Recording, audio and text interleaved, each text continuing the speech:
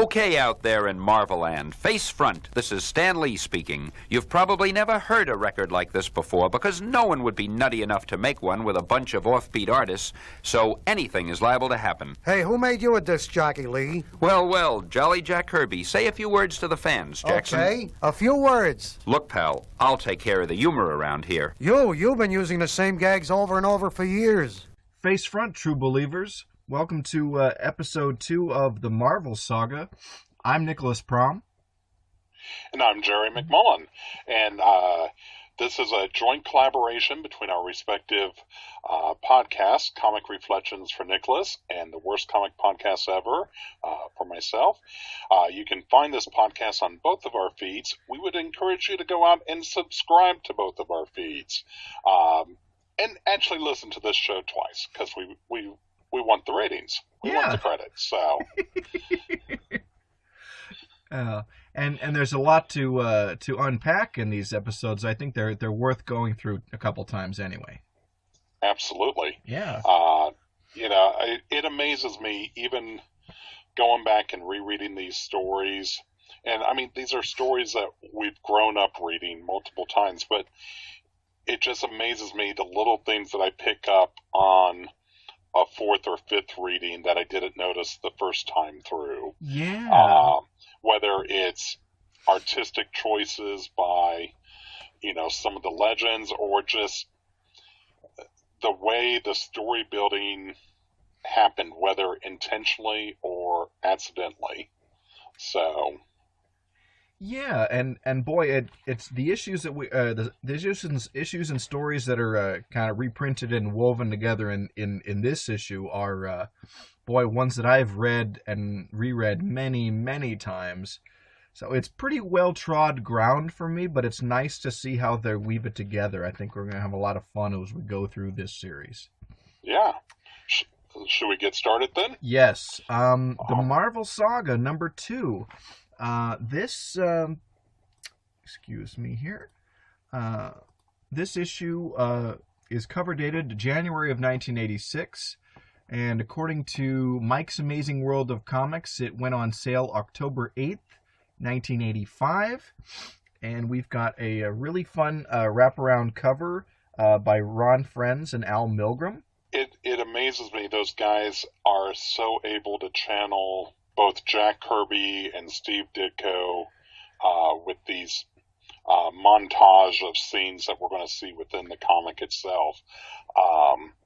Kirby and Ditko had very distinctive styles, but they make it all work and look like it's actual art from the 1960s. Yeah, and Ron Frenz and Al Milgrom, two guys that Marvel had on staff in the 80s who were quite adept at capturing the Marvel house style and especially recapturing the vibe of the Silver Age. So it's great to see them kind of re-envision Kirby and Ditko here. Yes, and they also do it on the splash page inside the book, the very first page. They've put together a new scene to go along with the Fantastic Four story. And this really does look like it could have been a Jack Kirby illustration. Absolutely. I almost want to go back to Fantastic Four number 2 and find this page, but I know it's not going to be there. Yeah. Yeah. So when we left off last issue, last episode, talking about last issue, it appeared that the Fantastic Four had been committing crimes, random acts of vandalism. Yeah. The Thing had destroyed an oil rig platform out in the ocean. Invisible Girl had stolen some jewelry or diamonds. And, of course, the Human Torch did the most unthinkable crime of all time, melting a statue. Right. But we found out at the end that it was actually a race of shape-shifting aliens known as the Skrulls. Oh, it wasn't the Durlans. What's that? It wasn't the Durlans. No. Oh, wow, this joke is just falling flat. Okay. Uh, uh, wrong publisher. Wrong publisher. Okay. So the Skrulls have put Earth in their sights. They're targeting Earth for their next big conquest, and they feel that the way they're going to do it is by discrediting the Fantastic Four to get started. And so this issue starts out where the police and the military, everyone's looking for the Fantastic Four, and so they put themselves in hiding in a cabin out in the woods. And Right.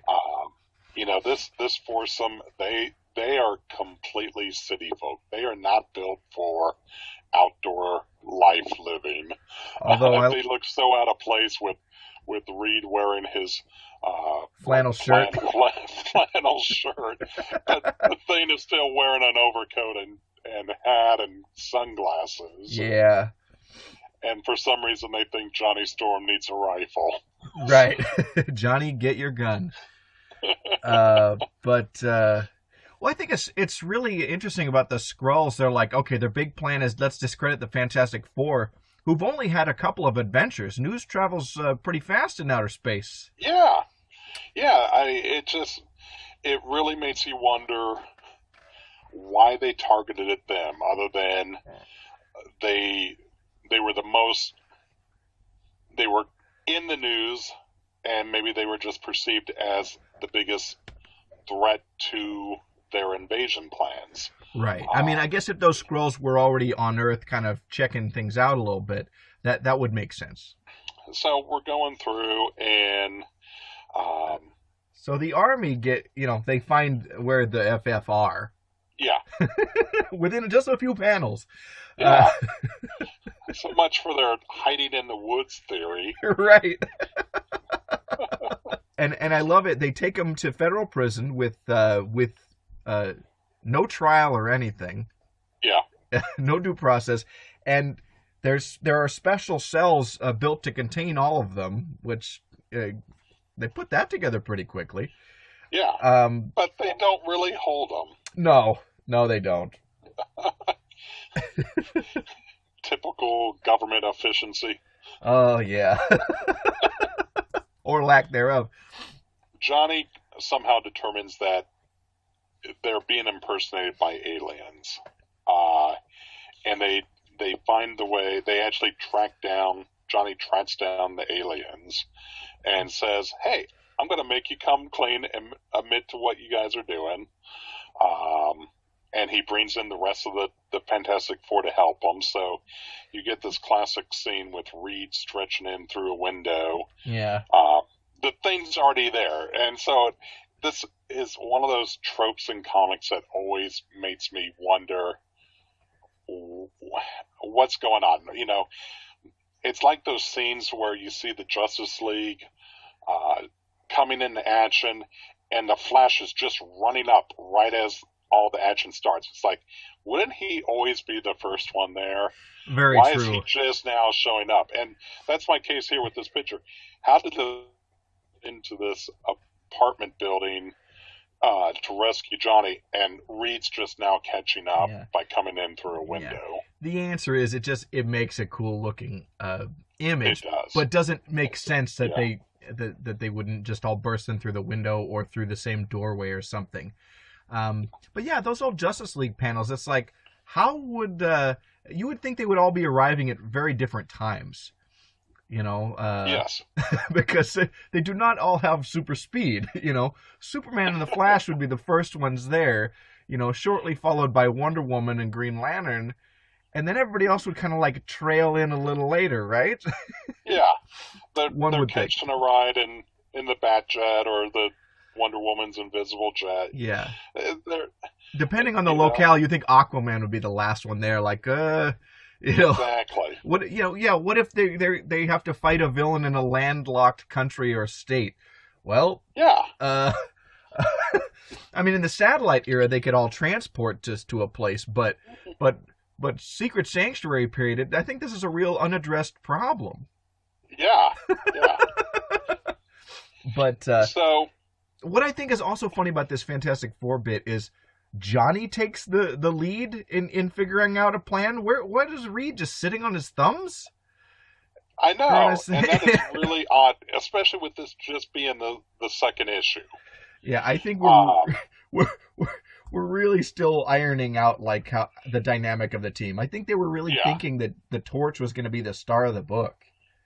Well, and I think that is quite a bit. I mean, Johnny would eventually get his own feature in the pages of Strange Tales. And those are some of the most Um, bonkers stories you'll ever read.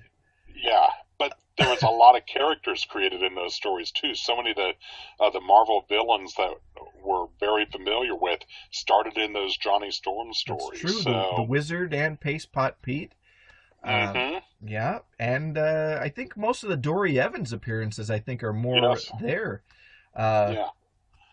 Yeah, But even at this time, this is just issue 2. yeah, It's a bi-monthly book, so 2 months between appearances, and it's still very much a monster book. yeah. I mean, fighting shape-shifting aliens. They still don't even have their uniforms yet. That's true. They're just wearing street clothes as they're battling the Skrulls here.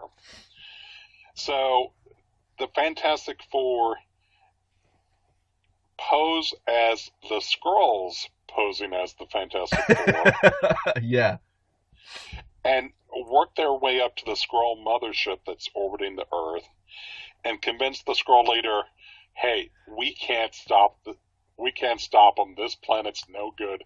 We've got to get out of here for our own safety before they overtake us." right. He gives him an envelope of photographs, and in this reprint, we don't get specifics of what the Skrull leader sees, but you go back to Fantastic Four #2, and what Reed shows him are pictures from like Marvel monster comic books, Mm-hmm. saying like, "Look, the Earth is populated with all these monstrous creatures. We could never overcome them." And I think that's left out here because we now retroactively have kind of canonized a lot of those monsters into the Marvel universe, so we don't want to Yes. write them off as just comic book stories.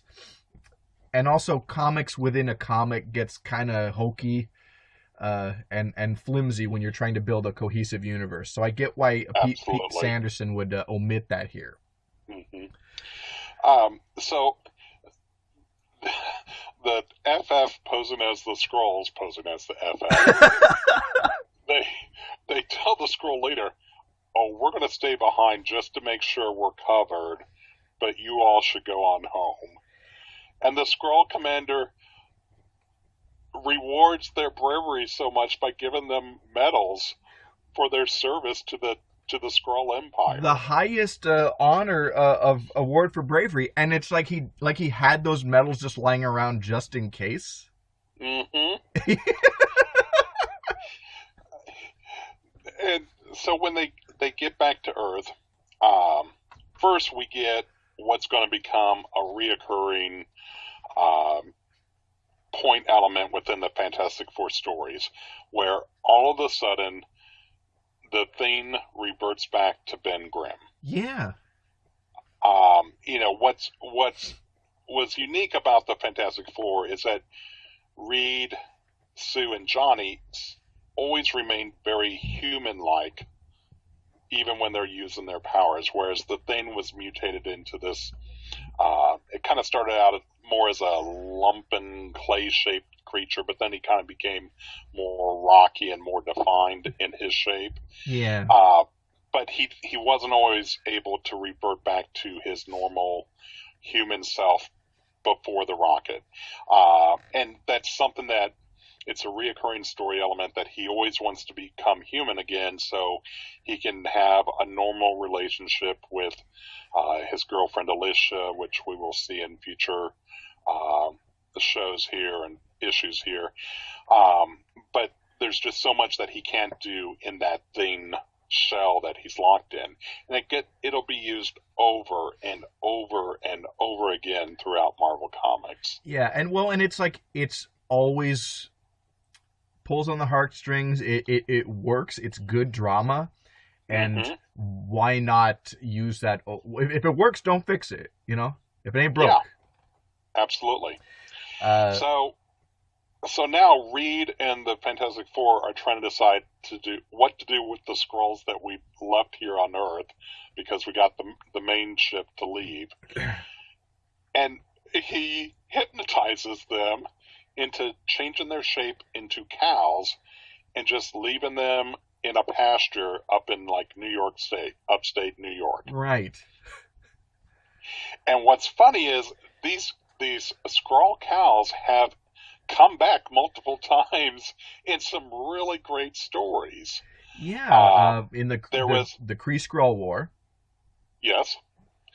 There was a Fantastic Four annual that John Byrne did, where this town in New York was converting into Skrulls because the milk harvested from those cows was converting everyone in this town over into Skrulls. Oh yeah, and then in the 1990s there was that group that came out, the Skrull Kill Crew, and their whole deal was they theorized that those cows had been slaughtered and people had eaten the Skrull beef and become partially Skrullinized or whatever, and so they were out to go kill those people.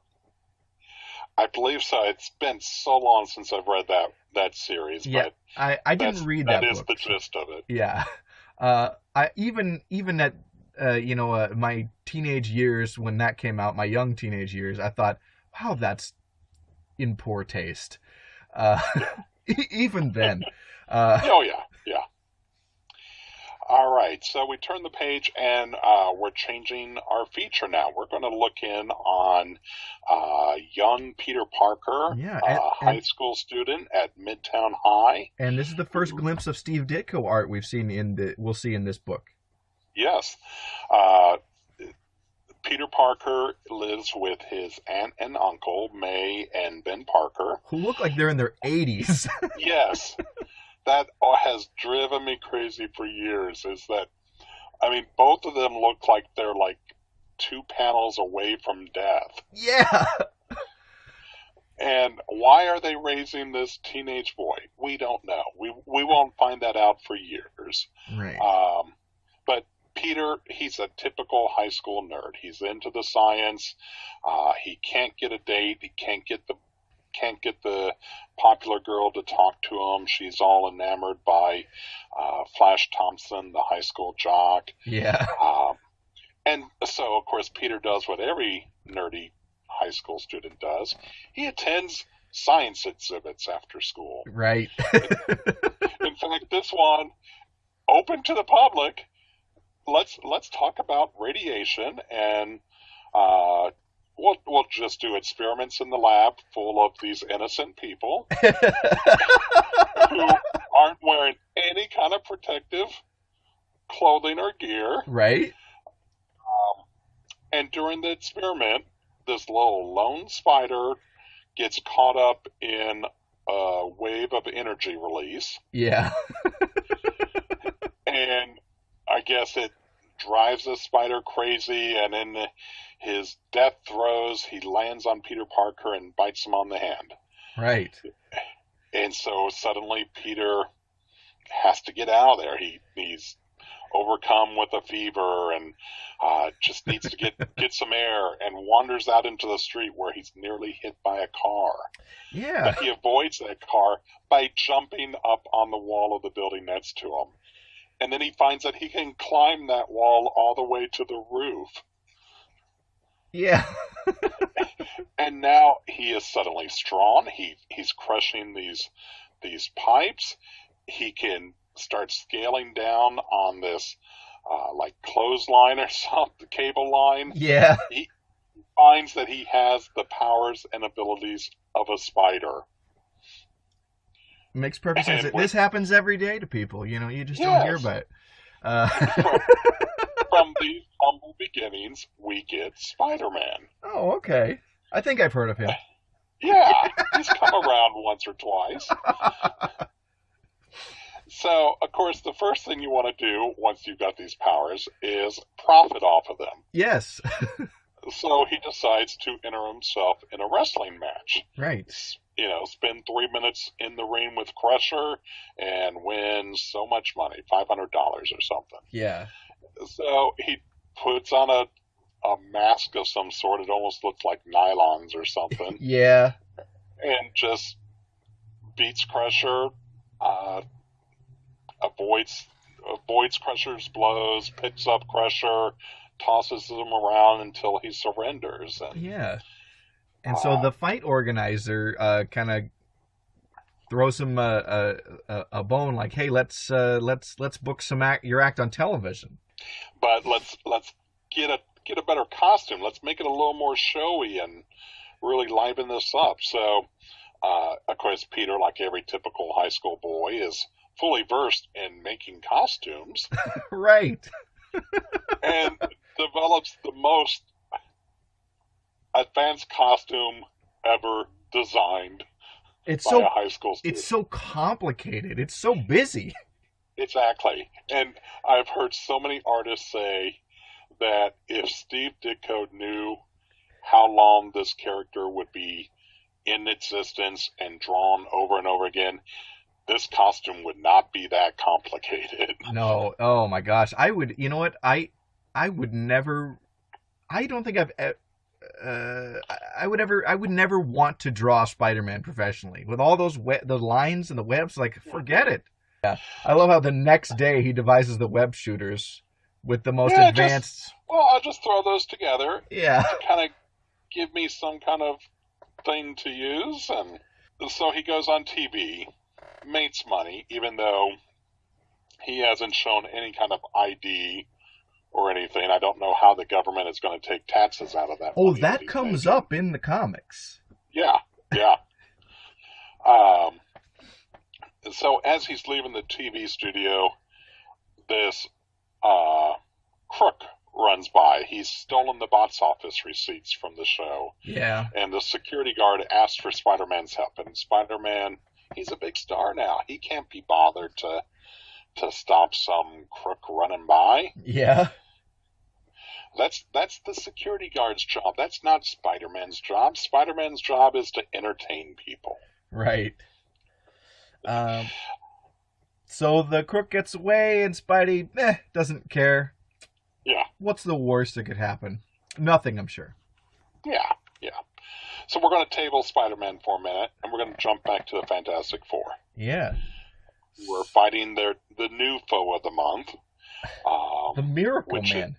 The Miracle Man, who kind of looks like a cross between like Dracula and like a stage magician. He's hastily thrown together. Yeah. Not exactly a memorable villain. Well, and again, this is a case where it's still being treated as a monster book. Yeah, because after embarrassing the Fantastic Four in public, he then brings a movie monster statue from a movie premiere to life. Yes, and the it's monster from Mars. And it's a classic Kirby monster. It looks great. Yeah. So, but at this point, in between, we're up to Fantastic Four number 3. Yeah. Apparently, they're now rolling in the money. Yeah, inexplicably. They have leased office space in downtown Manhattan, taken the top 5 floors of the Baxter Building. Yeah. They have created transportation for themselves in the manner of a flying bathtub. Which is awesome. I love the Fantastic Cars so much. It is quirky, but it is so good. And I love that it breaks up into the 4 pieces so that each member can fly off on their own mission as needed. Yeah. They have now created uniforms for themselves. Yeah. Which they're basically like blue unitards with the number 4 on them. Right. On the chest. Except for Ben, who they try to give him costumes and he ends up just kind of ripping out of them. But they do give him a helmet because his face is so ugly. Yeah. which really until for decades he wouldn't wear this face mask again. Mm-hmm. In fact, he only wears it for a few panels, even. That, and then later on, in the late 80s, early 90s, he was in a fight with Wolverine. I remember and had that. his face cut up, and so he was wearing they brought that helmet back for him to wear. Yeah. Because he was even more horrendously disfigured at that point. Right. It's just... So, yeah. and I will throw in here these costumes. And again, we're both working from the essential Marvel Saga collection, so we're seeing it in black and white. But we've read these issues before in color. We know the Fantastic Four have, blue costumes with kind of touches of black and or white on them. Yeah, the white came in during the John Byrne run. Yeah, that's right. They really mirror that of the uniforms worn by the Challengers of the Unknown, which is a group of characters that Kirby created for DC, like back in 1956 or 57 time frame. Yeah. And they wore all purple unitards. Yeah. And they had a smart professor type guy. They had a young kid. They had a heavyweight boxer guy by the name of Rocky. Yeah.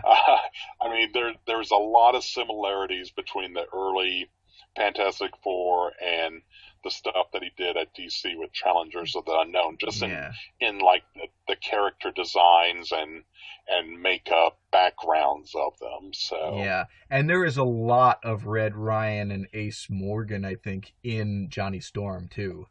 Mm-hmm. But yeah, they're not falling too far from the tree that Kirby planted with the Challengers. Yeah.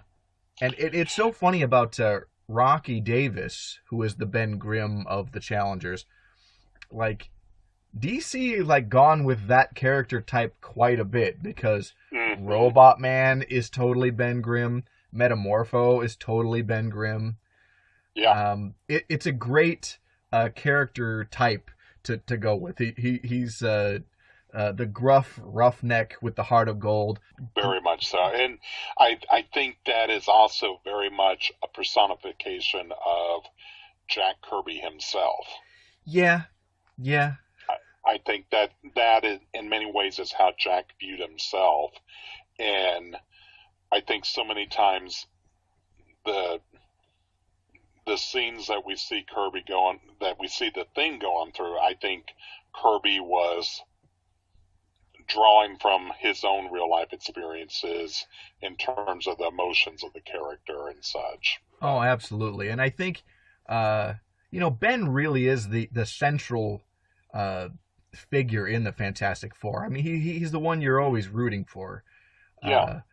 Well, I think for so many people, and I know, my feeling is the other three, they're all related by family bonds. Right. Ben is the outsider. Very good. So I think so many people relate most to Ben because we've all had to deal with that family and their crazy dynamics, and we're just kind of stuck there at the table with them for whatever reason, and we just do our part to fit in, even though we're not truly part of that family. Yeah. And in this way, and I think Ben Grimm is he's the character that embodies Marvel Comics like no other, save for maybe Spider-Man. I would agree with that, definitely. Yeah. So, but their costumes, and the Thing has his mask. And suddenly Miracle Man is back with this monster from Mars. And so they get in their costumes, they get into the flying bathtub, and they each go their separate ways. Yeah. I love that the monster is. Yeah. And so the Torch catches up with it first and burns it up because it's just made of balsa wood. Yeah. So. And as as we know, he's good at burning and melting things down. So. Right. So they Invisible Girl goes off to track Miracle Man because, she's invisible and she can do stuff like that. Right. And we get what is another classic story plot that we see over and over in a Fantastic Four is the fighting amongst themselves, in particular between Ben and Johnny. Yeah. That they each rub each other the wrong way at times, and Johnny, being the youthful kid, likes to play some jokes on Ben from time to time. He's been the butt of Johnny's jokes for so many years, and it's so many times that you almost get that. So Ben has a reason to go off and grumble and get into some other story type situation. Right. These fights, the infighting in the Fantastic Four, is, first of all, this trope just lays the groundwork for like every Marvel series that would follow throughout the 60s. So like any group dynamic, you got this bickering on some level, be it Hawkeye and Captain America, or I don't know. I guess it wasn't that much of it in the X-Men, but I think you saw the fighting in between.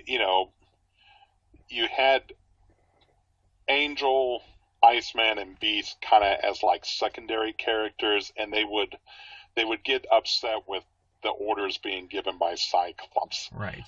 Even though he wasn't that much older than them, even though the Beast would be the first to graduate from that school. Right. I don't think that they always liked the way that Cyclops was put into the leadership role. Right. But the fighting among the characters, I think that is something that distinguished the Marvel comics from DC comics and other comics, where those titles, all the characters seemed to get along and be friendly, and there was no infighting amongst themselves. The Justice League was one big happy family. Oh yeah, I mean, there was never a crossword between the members of the Justice League. They were all about teamwork. Yeah, and I mean, they all just agreed. And so I think that's why in the early to mid 60s, the Marvel comics were so well received by the reading public at that point, and why they were embraced by the college campuses reading groups, that they felt more real, or at least as real as something could get when you're dealing with monsters from space and people with incredible powers. Right. They had more realistic situations thrown at them than what people were getting from the comics from DC and other publishers.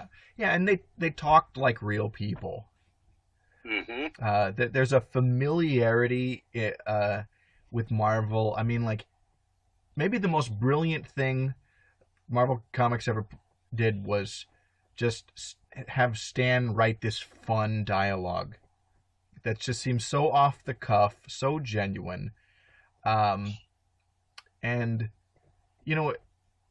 I think he's not like a literary professional writer. He's not Robert Kanigher or Otto Binder or Gardner Fox, who are great writers, but they're all very plot-oriented. Well, Kanigher's a little more character-oriented, but dialogue-wise, those guys are all fairly dry. And this is just so lively. All right. So they track down Invisible Girl and Miracle Man. Miracle Man has her enthralled by his powers, and Human Torch wisely decides to use his flame to explode this atomic tank. Right. Because, again, radiation, not that big of a deal. Right.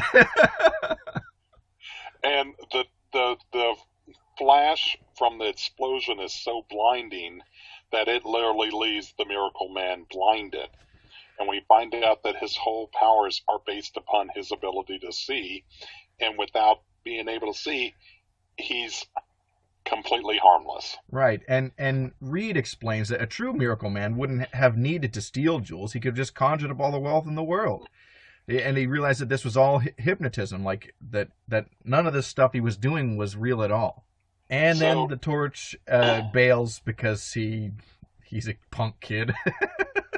Well, again, they get into their fight, and rather than Ben go storming off, Johnny goes flying off. And of course, Sue's worried about what will happen to her brother, and it's like, he's a teenage boy. He'll manage to survive. He'll be back soon enough. Right. And, we'll give it a couple pages. I'm sure we're going to see him again. Yeah. But that does give us a segue into the next feature within this book. Yeah, where we travel to the New Mexico desert. Right. One more thing about the Miracle Man. Yeah. He stays gone. No, you're fine. He stays gone until like the 1970s. He shows up again. Mm-hmm. And I think it's again for just like one story or storyline. Yeah, was that when Roy Thomas was writing it? I think so. And I think I want to say it's John or Sal were drawing the book at that point. I think it was John Buscema. Yeah. And I remember the Miracle Man coming back and getting real magic powers that he learned from like a Native American shaman, who he then of course betrayed. And I think Wyatt Wingfoot had something to do with this story. It might be the storyline that introduces Wyatt. No. Kirby introduced him, so that's not right. Yeah, Wyatt was introduced when Johnny first goes to college. Yeah. Oh, that's right. It's the storyline where Wyatt graduates. They go to his graduation, and it's his reintroduction. And then we get the Miracle Man. And Johnny at that point is lamenting not finishing college. That was like a little subplot. But they're all proud of Wyatt. And then the Miracle Man attacks, because it's Wyatt's tribe on the reservation, their shaman or somebody near there. It's all coming back to me now. But anyway, that's not important right now. Let's talk about what's going on in New Mexico. Yeah. Again, radiation, pretty popular subject in Marvel Comics in the early 1960s. Yeah. We see a military base where a group of scientists are researching gamma radiation. Yeah. As another potential energy source to be tapped into and used primarily for winning the Cold War. Yeah. Everything was, harnessing and utilizing radiation and stopping the Russians at all costs. Yeah. And so Dr. Robert Bruce Banner is the scientist heading up this the gamma bomb test. And his assistant is a guy named Igor Starsky, who I'm sure is not a commie at all. I'm sure he passed every background check. Yeah. Every background. Because, that's how the military rolls. There's all kinds of investigations and tests and make sure that you're a loyal American citizen working on a military base testing gamma radiation. Right. I mean, that's kind of their wheelhouse. Red tape, they're very thorough. Yeah. So leading the investigation is Dr. Robert Banner. I think when we first meet him, he's Robert Banner. And then later on, he's introduced as Bruce Banner. And then they actually say, well, his name is Robert Bruce Banner, and he likes to go by Bruce. And because Stan is such a fan of alliteration, all of his characters have to have that same common letter being used in their first and last names. So, yeah, alliterative names are great. Yeah. And, they're fun. I mean, we've already talked about Peter Parker and Reed Richards, and sure. Why not a Bruce Banner? Yeah. So they're going to test a gamma bomb out in the New Mexico desert. They've got the countdown going, and of course, Bruce is scanning the bomb from their safe bunker miles away and sees a car drive out into the test area. Yeah. It's a kid going for a joyride in the New Mexico desert. Yeah. So Bruce tells Igor to stop the countdown, let him go get the kid, races off in one of the Jeeps, and he finds the kid, who we'll later know as Rick Jones. Kid's just sitting in his car in the middle of the New Mexico desert playing his harmonica. Yep. Because that's what all teenage boys want to do. I guess. Yeah. Um, So he convinces Rick that they've got to go. Why they don't get back in their vehicles, I don't know. I think it's their time is too short, so there is a ditch, a safety ditch, that they can get into. Which, yeah, just get into a trench. That'll protect you from radiation. Exactly. But So Dr. Banner the pushes. countdown has started again. Right. So they've got to get into this trench, and there's only time to throw Rick into the trench. There's no time to dive in after Rick. And Bruce is caught up in the blast from the gamma bomb. Yeah. Now, one moment, we did forget the introduction of General Thunderbolt Ross and daughter Betty. Yes. Because they're pretty key figures throughout this series. Yes, very much so. Somehow, Banner survives the blast from the gamma bomb. Yeah. Because comics. Yeah. Because that's how it works. And Rick has survived. He's completely fine, but he's locked up in this room with Bruce Banner because they're have both been exposed, and all of a sudden the clicking noise from the Geiger counter is starting to irritate Bruce, and he's getting mad, and it's driving him crazy, and we get like a Jekyll and Hyde moment where Bruce Banner changes into the gray Incredible Hulk. Yeah. That is one of those little known facts that most people don't realize, is that when the Hulk was first introduced, he was gray because that's more of a traditional monster color. Do you know why the change to green took place? I want to say there was someone read the code wrong when the comic was sent to the printing press, that they read the code wrong and colored him green in place of gray. There is a panel in that original printing during a transformation scene where it's green, but the story is that in the 4-color process, gray is actually a difficult color to achieve. That's why we'll often see a lot of very brightly colored backgrounds and clothing, because it's cheaper. It is cheaper, and it's faster to get those colors right and in proper register. Gray is a difficult color to achieve in that, and so I know this because I used to work on printing press, but not on comics, unfortunately. That was long after that process was used, unfortunately. But yeah, green was easy. It's a mix of yellow and blue, as opposed to trying to blend things to get this gray tone. So green it was, and green it stayed for decades. Yeah. We have seen the Gray Hulk come back a couple of times. I think came back most memorably during Peter David's run. Yeah. Where he became Mr. Fitsit and was like a Las Vegas mob boss of some sorts. Yeah.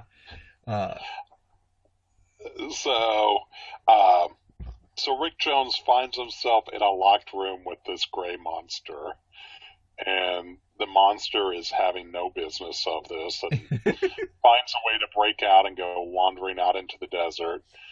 And Rick Jones does the smart thing and goes after the monster. Right. Because he knows that it's Bruce, and he figures, well, Bruce might need a friend when this is all over, so right. I'm going to go hang out with the monster. Yeah.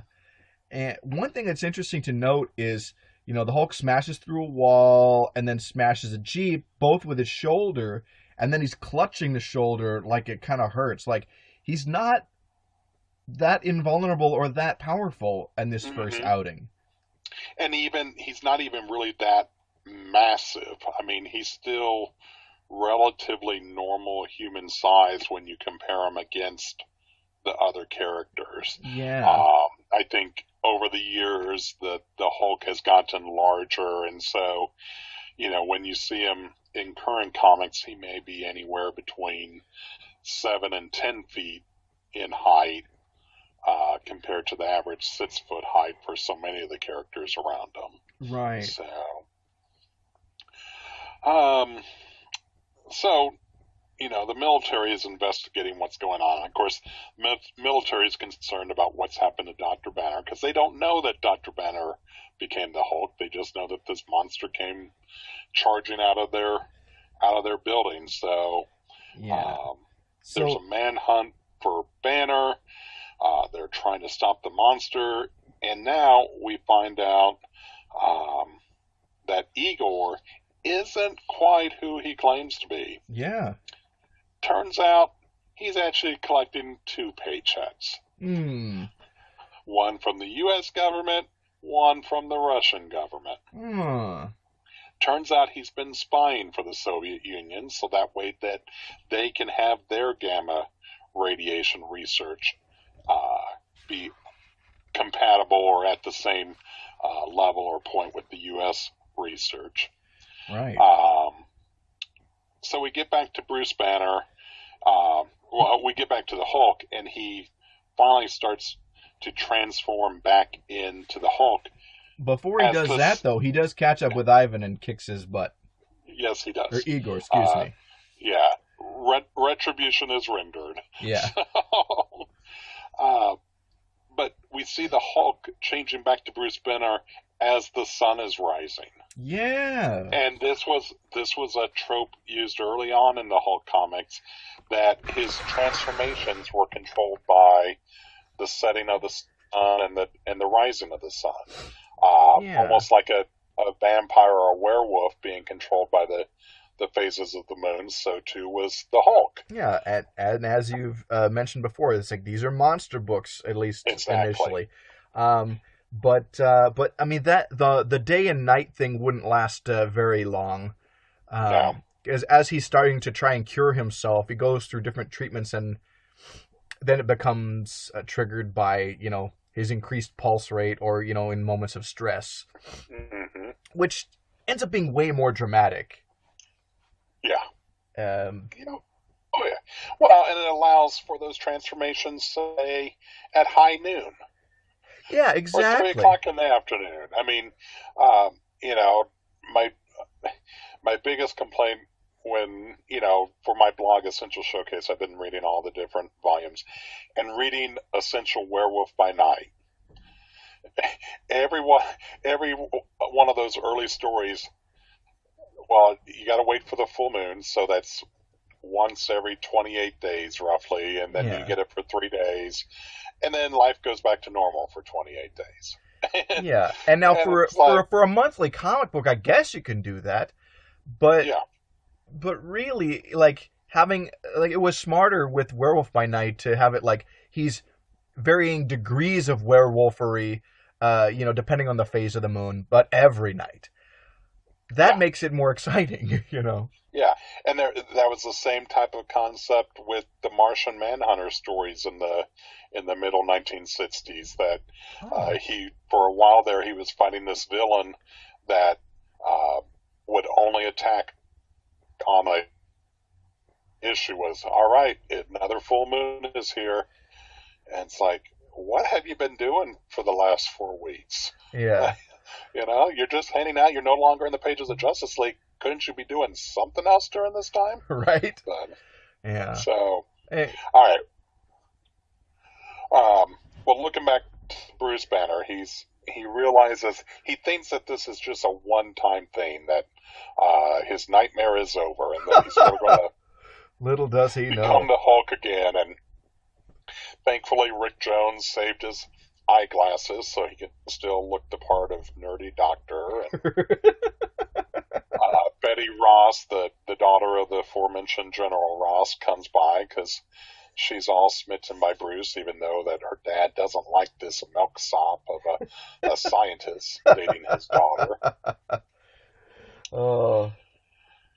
And we turn the page, and we find out the next night Banner's worst fears are realized as he does become the Hulk again, and he's there that she faints. Yeah, yeah. Betty's having a moonlight stroll, and then comes upon the Hulk, and then she faints, and he and Rick immediately get captured by the Gargoyle. Yes. Who is a commie mutant. Where did he come from? Yeah. From the Soviet Union. Of course. Yeah. I mean, everything was all about the Cold War race between, the very first issue of Fantastic Four. The team had to get to space before the Russians. Oh, yeah. I love that stuff. It's such a wonderful time capsule. I love that, oh, man, just hating commies is great. They're like the most fun enemy ever because they were never any real threat to us because they're so far away, and what are they really going to do? It would just we had an arms race that wasn't really going to go anywhere. We were at war with people who were not really at war with. It was wonderful. I miss it. I miss it as a story element.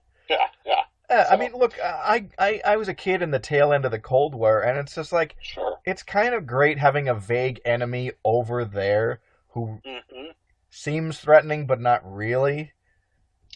And it's easier when it's defined by country borders. Yeah.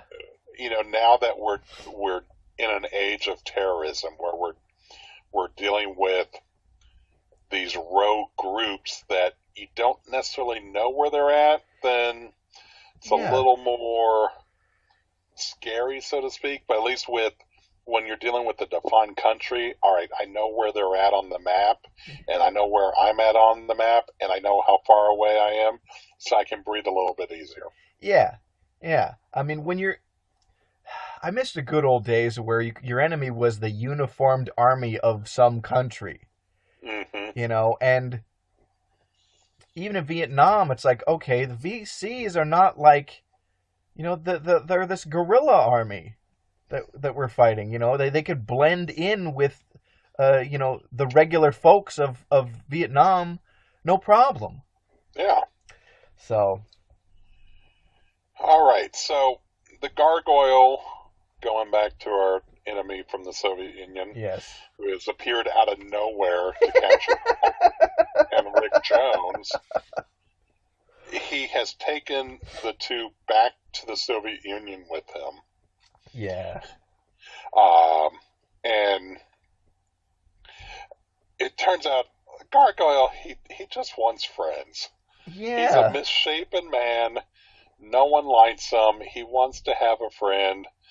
And everything he's doing it for the vain hope of being accepted, getting friends and all that. And he realizes he's just a tool being used by the Russian government. Yeah, and he wants so badly, he captured the Hulk so that the Soviets could try and duplicate him as a super soldier or something. Hulk turns back to Banner, Gargoyle gets confused, but he's so sad because, he's a great intellect, but he's a monster. He could give anything to be normal, and so Banner helps him, but he loses his great intellect in the process of sciencing. Yeah. And so Rick and Bruce escape the Soviet Union via rocket. While the Gargoyle blows up his commie leaders that he's turning against, which is great. Yeah. He blames Khrushchev for everything.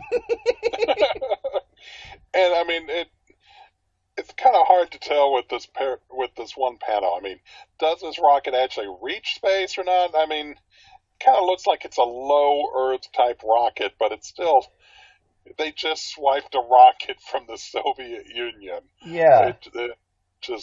It's crazy. Anyway, yeah. Gargoyle will return. as do all great Marvel characters. Yeah.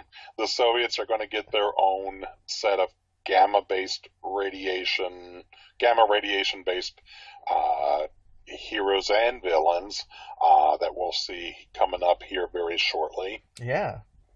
But now we need to get back to Johnny Storm, who had flown off in a huff, Yeah. leaving the team.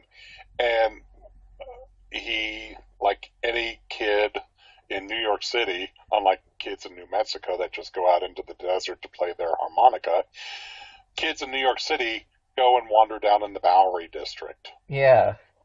Just hang out just hang out with the bums in a flop house. Yeah. What a the good bums, time. The immigrants, the poor, the downtrodden. Let's just go hang out there. Sounds like a good way to get mugged. Yeah. Or killed. Oh, yeah. Yeah. So, and he is so adamant about this, he actually rents a bed in a flop house. Gross. Like he's going to stay there for some length of time. Ugh. Yeah. But he finds an old Submariner comic book. Yes. And he starts reading that. And he says that his sister mentioned him once. We'll get back to that. Yeah. I'm sure she did mention them just once or twice or nightly in her dream. Oh, man. But yeah, he's reading this old Submariner comic. Again, comics within comics. Yeah. But. And one of the guys in this flop house says, "Oh, yeah. That's just as strong as the Submariner is. Let's go wake him up." Right.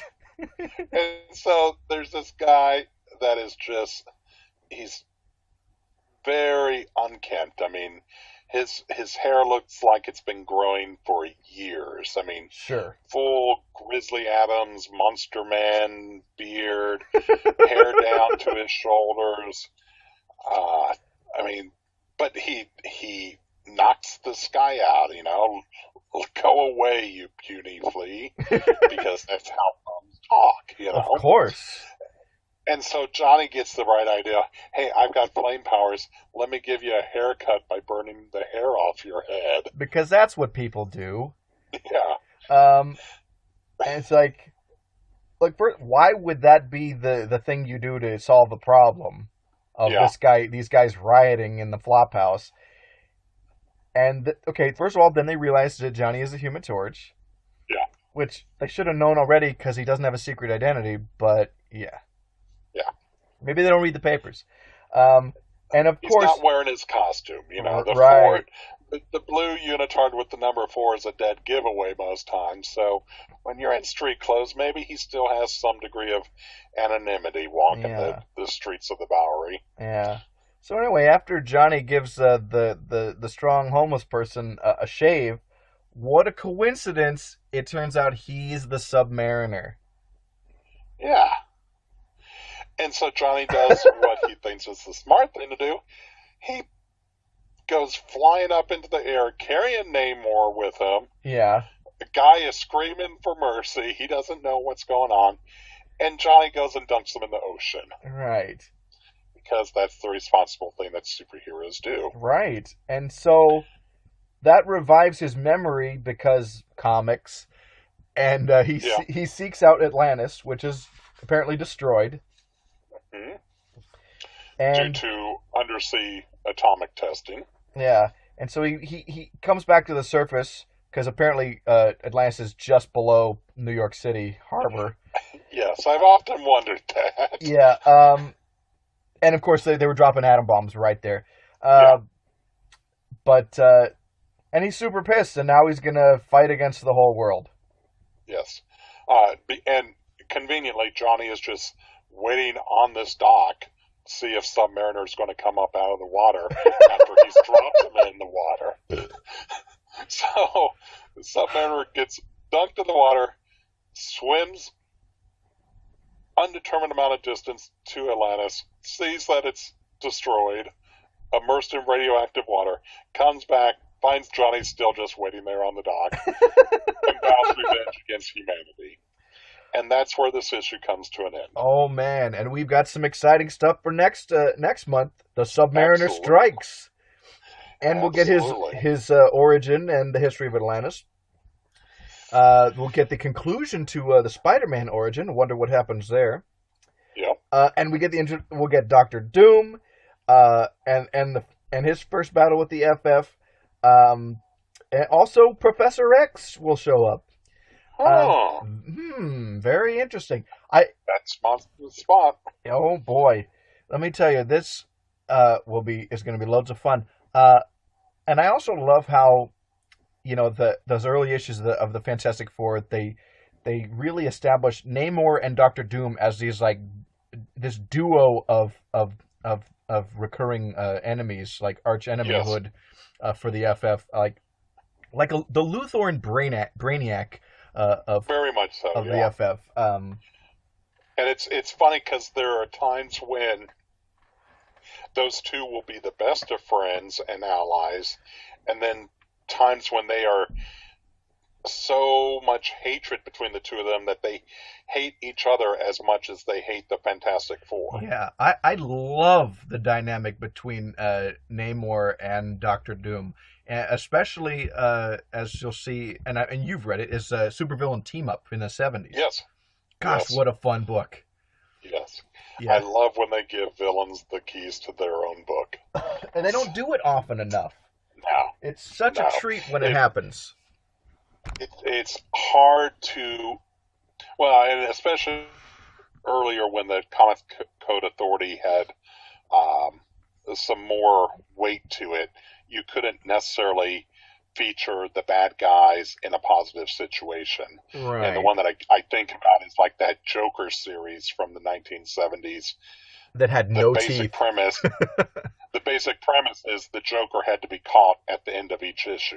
Right. And it's kind of a weak series. It's okay, but Yeah. The Yellow Claw, there was a villain with his own book for 5 issues. So I was just do a quick rundown of where the material for this issue came from. Oh yes, go right ahead, Jerry. The Fantastic Four stories came from issues 2, 3, and 4 of that series, all of those by Lee and Kirby. And those stories have been reprinted hundreds of times, whether the Marvel Masterworks, the Omnibus editions, the Essentials, the Epic line. There's numerous ways to get your hands on those 3 issues. Yeah. The Hulk material came from Incredible Hulk #1. Again, Omnibus, Masterwork, Essential, Epic. You're going to find all of those. And then the Spider-Man pieces came primarily from Amazing Fantasy 15, which, by my way of thinking, is probably the most reprinted Marvel story of all time. Oh, absolutely. No doubt about it. That story has been reprinted so many times, either within other comics or as standalone giveaways. And then there was also some material from Peter Parker, the Spectacular Spider-Man #60 that was used. There was a backup story in that issue retelling Spider-Man's origin by Roger Stern and Greg LaRocque. Oh, nice. So some of that panel work got used in this Marvel saga.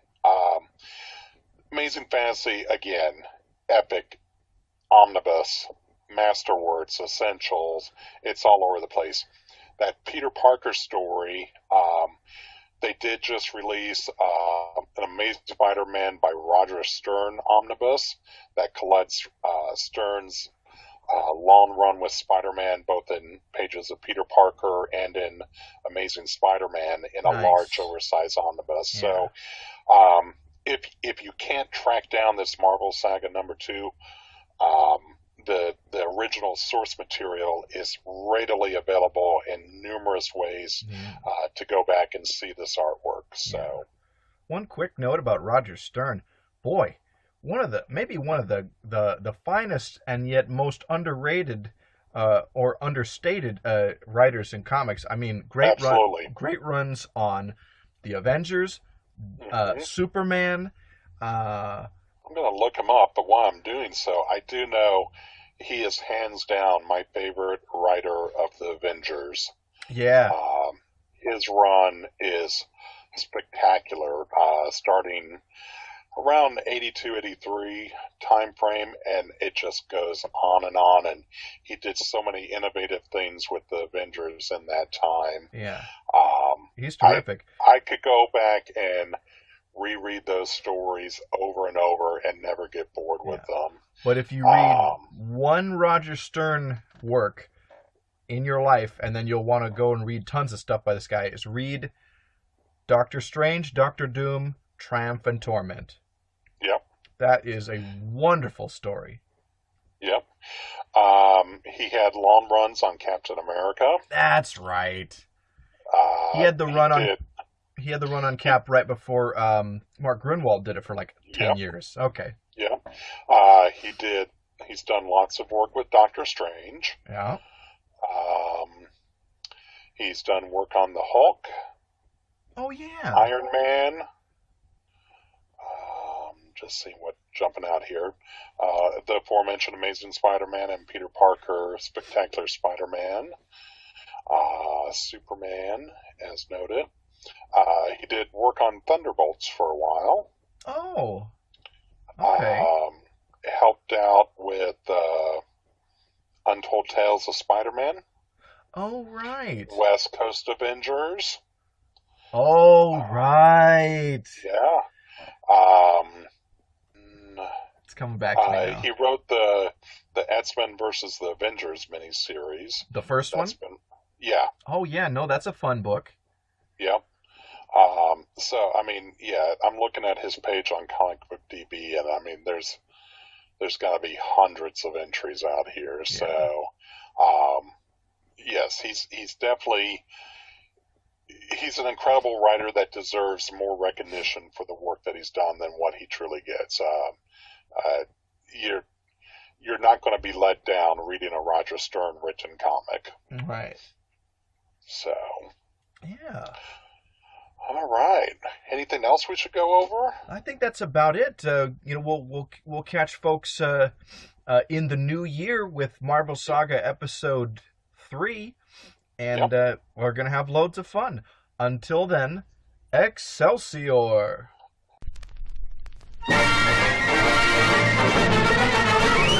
Stand a little straighter, walk a little prouder, be an innovator, laugh a little louder, go forever greater. We can show you how to. And when will you be then?